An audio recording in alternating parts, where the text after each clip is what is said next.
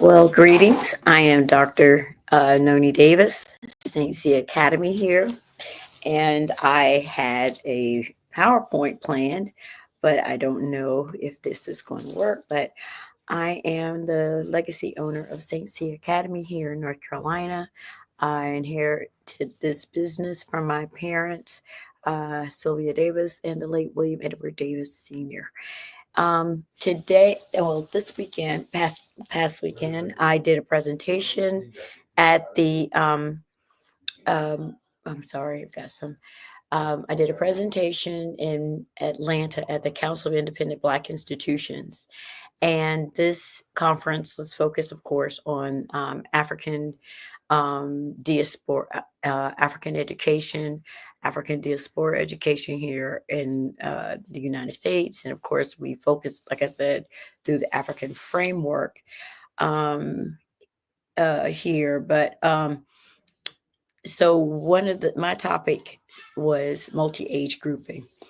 And multi-age grouping is an African practice of putting children together, grouping them within 3 to 4 years with each other, and that group is works together until through out there, like they're kind of set together, and they're grouped, and they go through all of like rites of passage, all of uh the stages of life together, and even into past their rites of passage into their adulthood, their transition into eldership, and then also their transition as elders. They continue this legacy. So what I wanted to do was try to continue, see how that played out with education, which I have done in the past. And so, what I did was, I also wanted to make sure, I'm sorry, I have some distractions. I also wanted to see how this related to the topics that I had presented before regarding African spiritual practices. How it was influenced, how African spiritual practices could be taught and presented in curriculum that I teach, and my focus is primarily science. And so, like I said, I created a PowerPoint. It doesn't seem to be working as well as I wanted to, but one of the things I wanted to introduce was I'll start with Ma'at. So, I talked to you all last time about how indigenous spiritual systems are the most ancient, that these spiritual systems are also the are let's see were based on the experiences that Africans were having within their environment, with the universe, that and what did they experience here. They believed in the people who live in this plane of earth, those who lived in the ancestral plane, and then there were also entities, spiritual beings or entities like uh, angels or rishas who communicated between earth, people on earth, the ancestors, and then the creator. Hold on just a minute. Excuse me. Mike, Mike, Mike. Sorry, excuse me. I'm sorry. So it's that kind of a day. Anyway, so what I started with last time was my aunt. So here is the picture of, sorry. Uh-oh. I'm having that kind of day of Ma'at. And it's the symbol of balance. And I think I've introduced that Ma'at was an angelic figure. She was a woman with wings, and she represents balance, harmony, and balance. And so, in every aspect of our spiritual system, we also embraced the concept of science. So, wherein Christianity separates science from religion, Africans consider that to be integrated, that science and spirituality um, were meshed together. So you could not separate God from science because God is science. Um, God is God is science because God created the universe. God created the minerals on this earth. If we believe that God created all things, then God is the great scientist. Okay, and and then of course things have evolved, but still the root, the core, the foundation, the origin always comes. If you believe that there's a creator, then the origin of all things is with the creator. Now, like I said, also Africans believe that once God created the earth, then God is now not in our engaged in our daily activities, which is also oppositional to the Abrahamic spiritual systems, which believes that God is still in participating in all of our lives, wherein God is, but spiritual. But Africans believe that more as ancestors, and there is a spiritual interaction, but the Creator is not directly engaged in our daily activities. And so the principles of art were harmony and balance, justice and order, truth and righteousness, reciprocity and prosperity. So when usually during at the beginning of every year, I ask my students, how do we see harmony and balance demonstrated in the earth? Well, most of them will say, well, you've got the food web, you've got the food chain, which I think I've talked about on earlier sessions or episodes. But also, you think about the planets. Each of them are orbiting the sun. They all are on their own path. So that's harmony and balance. Harmony and balance can be, like I said, the food web, food chain. If you disrupt the balance there, you can have like, you kill all the wolves, then you have too many rabbits. If you eliminate the rabbits, you will have overgrowth of uh, of of plants, and you will also have too many wolves, and then they will come and attack your farms or your children because they're gonna find some food to eat. So if you disrupt the ecosystem in any kind of way, you're going to have imbalance. And so the spiritual practices of the ancient Africans was that everything must always be in harmony and balance. What would be reciprocity? Well, um, if you plant your food well in good soil and all of that, you will reap the benefits of the food with a great harvest, and you would also be prosperous because you'll have everything you need. Prosperity to me is not always having a lot of things, but having good health, being able to take care of yourself, be able to raise your children well, to have healthy communities where everybody has everything that they need, not just one person or two people, but everybody. And so my next slide was the Africana framework, science and technology.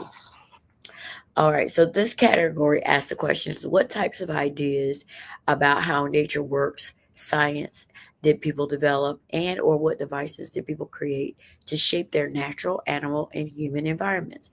Answers to this question would differ depending on the people being studied, and students should be encouraged to identify the relationship between culture, science, and technology. So I use this framework when I'm developing my coursework for my students. Um, I want, what ideas, what did we invent? And I think I've gone through a number of those um, aspects of, um, of, what science is for us. For each topic, if you're talking about biology, how did Africans use biology? Okay, so we know that they understood the human body system, they understood the plant system, and then what's the correlation between this plant, this leaf, and this body system? Can we eat the leaves for that to Can we eat the leaves? Are the leaves medicinal? Is it better to eat the root? Is it better to eat the stem? Are the flowers beneficial to our system? And so we used the things in our environment to improve our lives.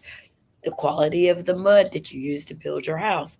Oh, black people lived in mud houses. Well, mud houses, I think I have also mentioned at an earlier time, were um, did not require electricity or like a heating or cooling to maintain the way that the particular clay was such that the heat would penetrate it, the clay at a very slow pace. So during the day, it would be cool inside of the house. But by the evening, now the heat had begun to accumulate inside of the hut house, and now the temperature has risen in that, and so now it's cool outside and it's warm in the inside. So that was something that our ancestors had developed. So they were, how did they use the things that they found in nature to create, to develop their environment and the science.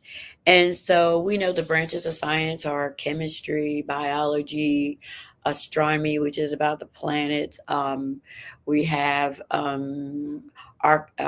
engineering. You have botany, which is the study of plants and all of that. And so there's several branches. One of the things that I wanted to do next, though, was let's look at the things that the science and technology that Africans brought to America. And I'm going to tie this back into the spiritual stuff. Probably have to do this slide twice. But for Africans, African science and technology um, brought to America. Um, Number one, we when we were brought across the ocean, the Pacific, I mean the Atlantic Ocean, to this place. We brought knowledge of medicinal practices, so medicine. We brought midwifery, and regarding engineering, we cul-de-sac. If you've ever lived in a cul-de-sac, the cul-de-sac is similar to the way the Africans, indigenous people, created their neighborhoods in a circular fashion. Um, Levees, where you have of flooding. Africans were the ones that brought that idea of building levees.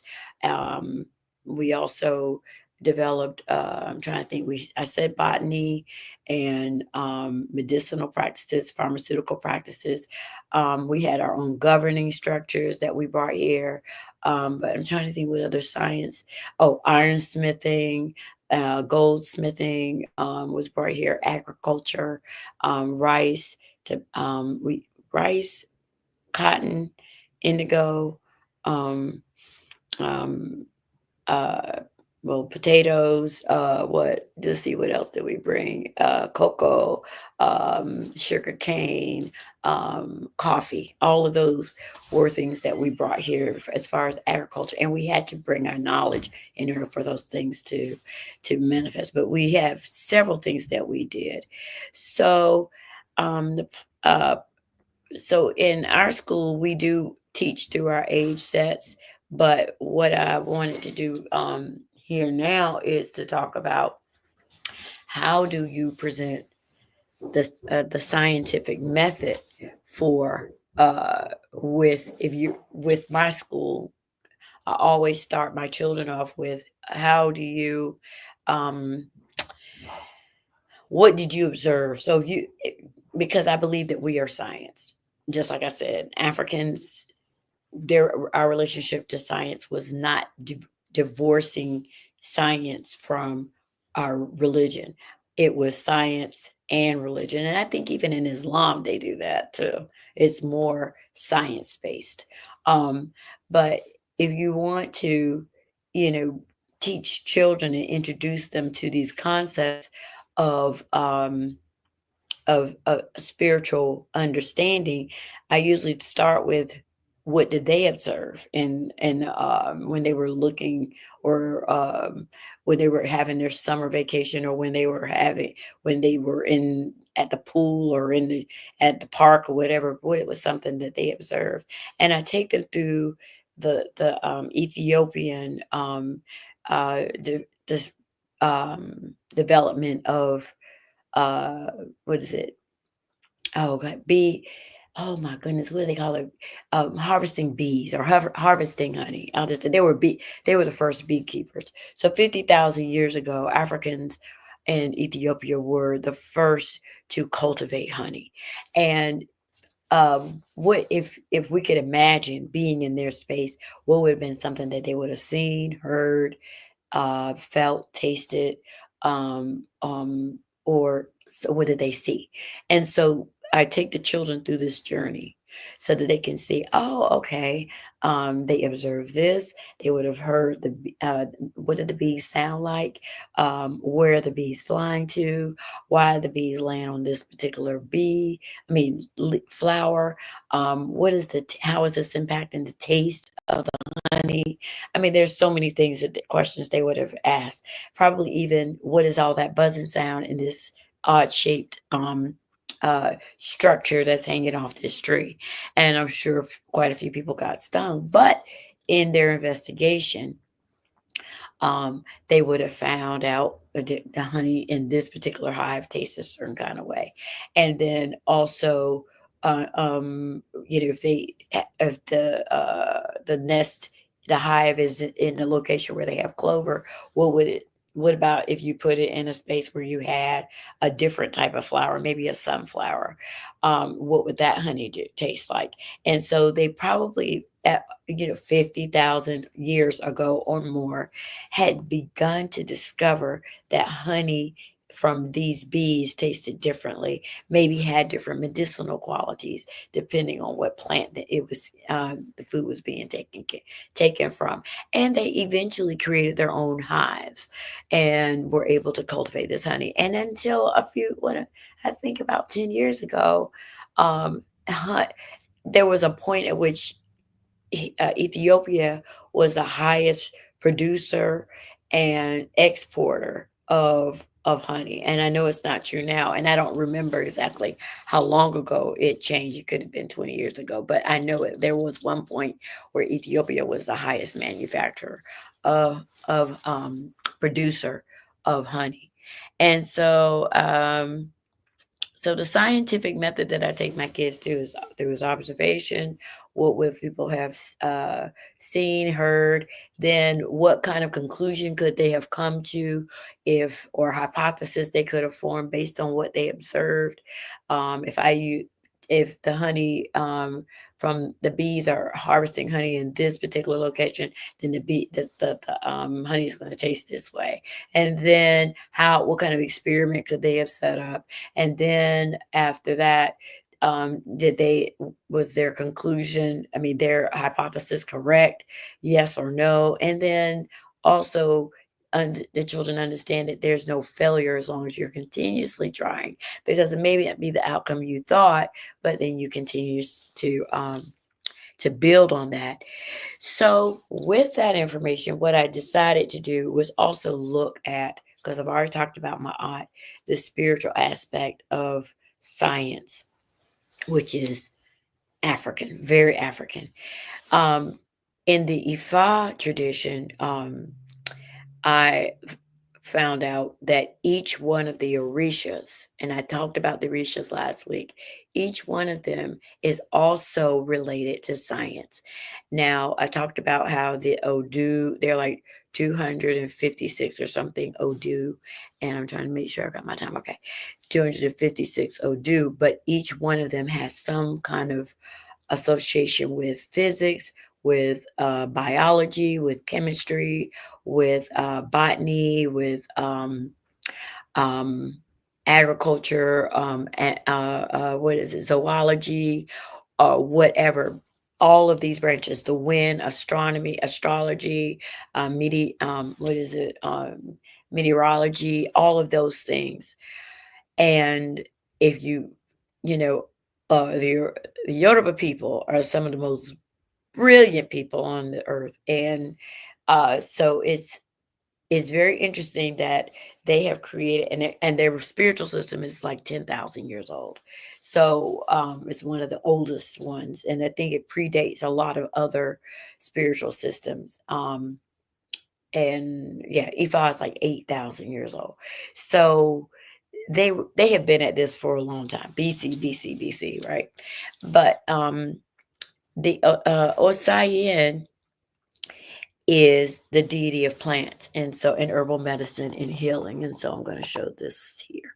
So Osayin, uh, the deity, and so this deity was over medicine, um, healing practices. If you think about uh, I just did a unit with my students.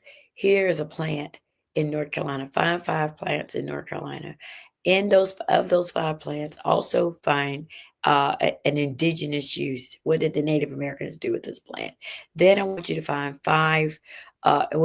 Identify a human body system that is associated with that particular plant for healing. And then, like I said, the indigenous people make it a tea? Did indigenous people make it a poultice?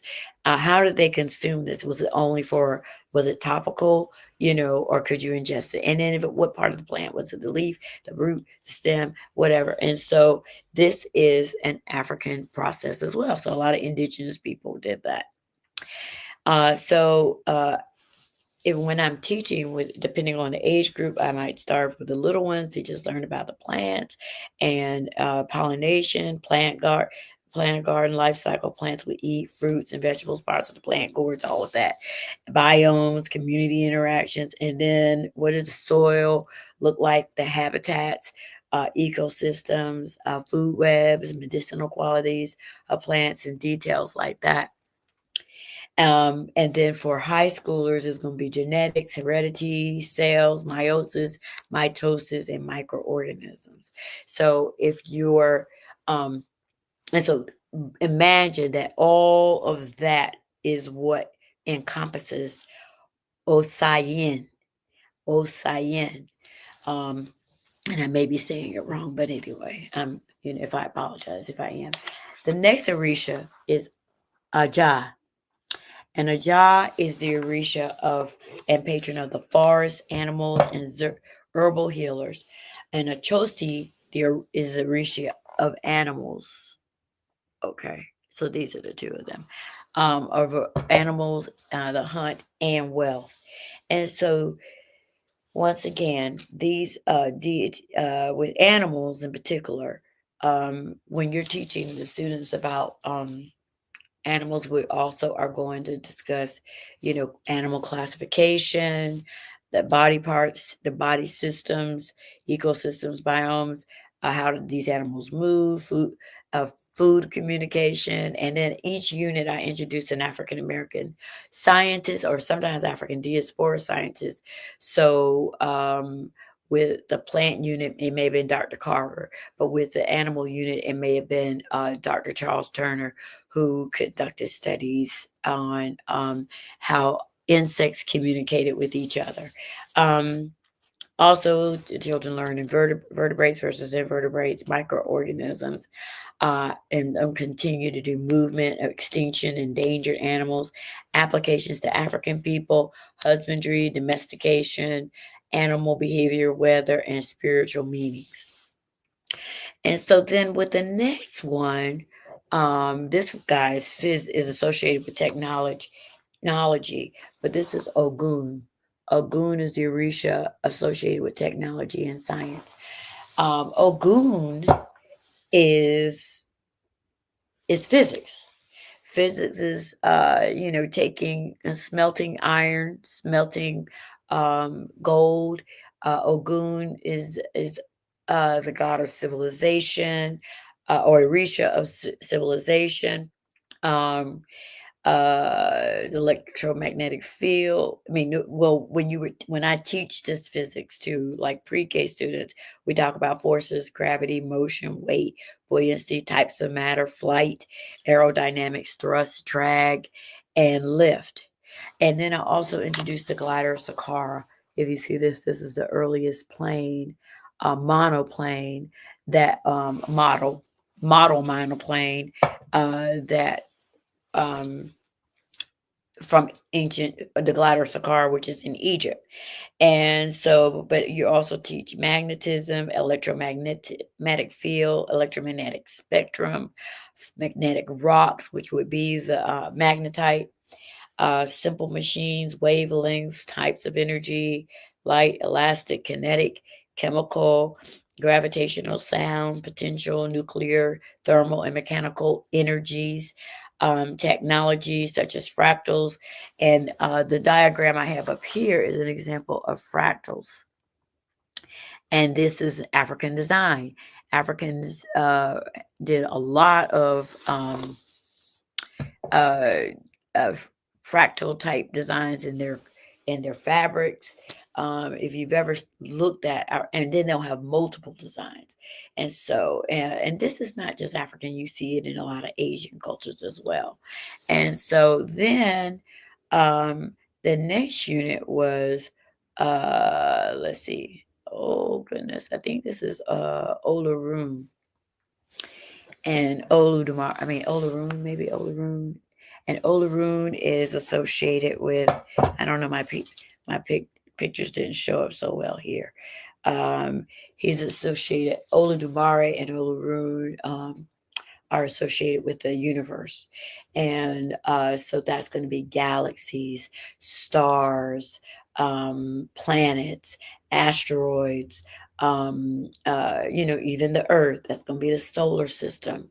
Um, it will also include the outer layers of the atmosphere, because the atmosphere is going to be, oh yeah.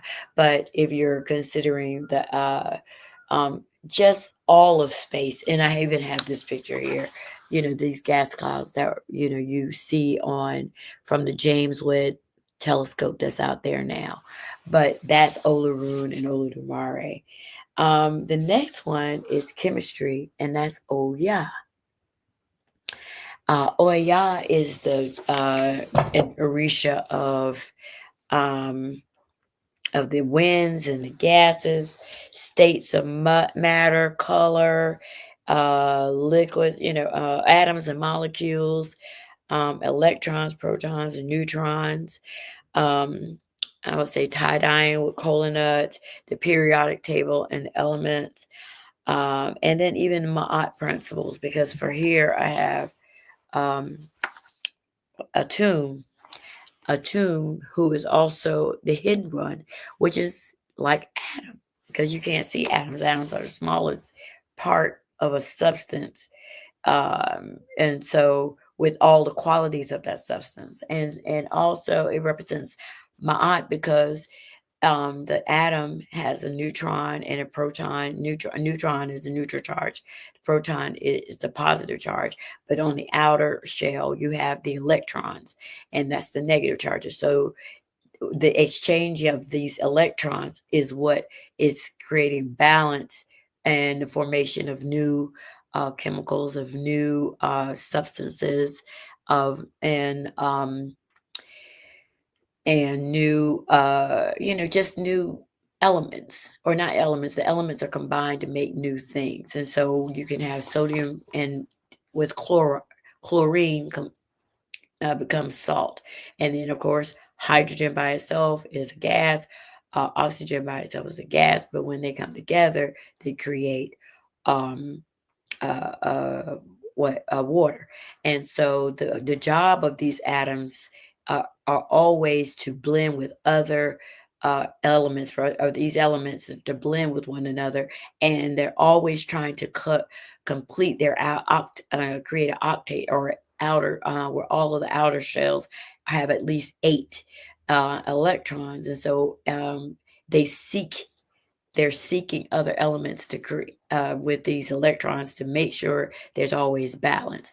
And that's a scientific concept. And so with this information, okay, it looks like I'm not going to have to do two, but just we have to understand that our link to um, between the our spiritual understanding and the link between our natural world is work in concert with each other. We don't think that you can be a Christian if you're a Christian, or if you are practicing Islam, or if you're practicing whatever your spiritual practice, you cannot be a scientist. Intellectual understanding and spiritual understanding should work in concert with each other. And so that's pretty much what I wanted to share today. And I'm sorry I had some disruptions, but sometimes it's just like that. Anyway, ashe.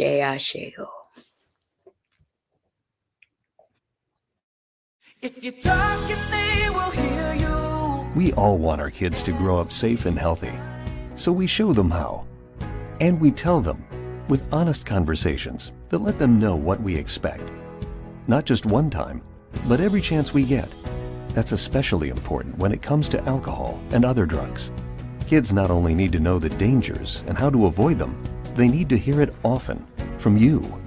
And when it comes to pain medications, opioids, they need to know that they should never be taken without a prescription and never shared with friends or family. It's dangerous and illegal. So talk with your kids and guide them through the challenges of growing up safe and healthy. Because when you talk, they hear you. For more information about talking with your kids about underage use of alcohol and other drugs, visit underagedrinking.samhsa.gov. So talk, they hear you. You can do it if you try. I'm a St. Cia student. Of course I walk into the sound of drums. I'm a St. Cia student. Of course I know my mother.